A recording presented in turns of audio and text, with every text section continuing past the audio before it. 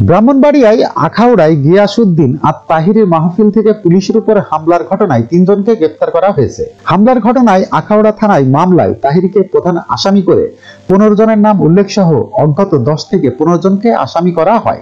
শনিবার ১৪ ডিসেম্বর গ্রেপ্তারকৃতদের আদালতের মাধ্যমে জেল হাজতে পাঠানো হয়। এর আগে ভিডিও চিত্র ও তথ্য সংগ্রহের ভিত্তিতে শুক্রবার রাতে তাদেরকে গ্রেপ্তার করে পুলিশ। গ্রেপ্তারকৃতরা হলেন উপজেলার নীলাখাত গ্রামের সোনা মাওয়ার ছেলে হানিফ মিয়া, মুগড়ার গোলাম মোস্তফার ছেলে গোলাম সামদানি শিবলি ও একই এলাকার জহির মিয়ার ছেলে রিমন। পুলিশের দায়ের করা মামলার অভিযোগ সূত্রে জানা যায়, শুক্রবার বিকেলে নীলাখাত গ্রামের ধনু মিয়ার বাড়ির সামনের জমিতে ওয়াজ মাহফিল চলছিল। বিনা অনুমতিতে ও বিনা নোটিশে চলতে থাকা এ মাহফিলে বক্তা মুফতি গিয়াসউদ্দিন আর তাহিরের স্টেজে বসে উস্কানিমূলক বক্তব্য দিয়ে আইন শৃঙ্খলা পরিস্থিতির অবনতির পায়তারা করছিল। খবর পেয়ে মোগড়া ইউনিয়নের দায়িত্বরত beat teacher SI Abid Ahmed ও এসআই মোহাম্মদ বাবলু মিয়া সঙ্গে ফোরসহ বেলা 4:45টার দিকে সেখানে যায়।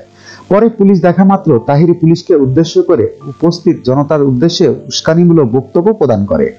এ সময় তিনি বলতে থাকেন, আমার সকল মাহফিল পুলিশে বাধা দেয়। এই যে এখন আবার পুলিশ এসেছে, তাদের বিরুদ্ধে রুখে দাঁড়াতে হবে। আমরা সুন্নি জনতা কাউকে আর ছাড় দেব না।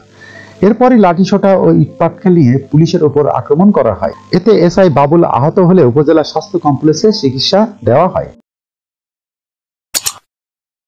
যখনকার খবর তখনই দেখতে চোখ রাখুন সুন 24 টিভিতে।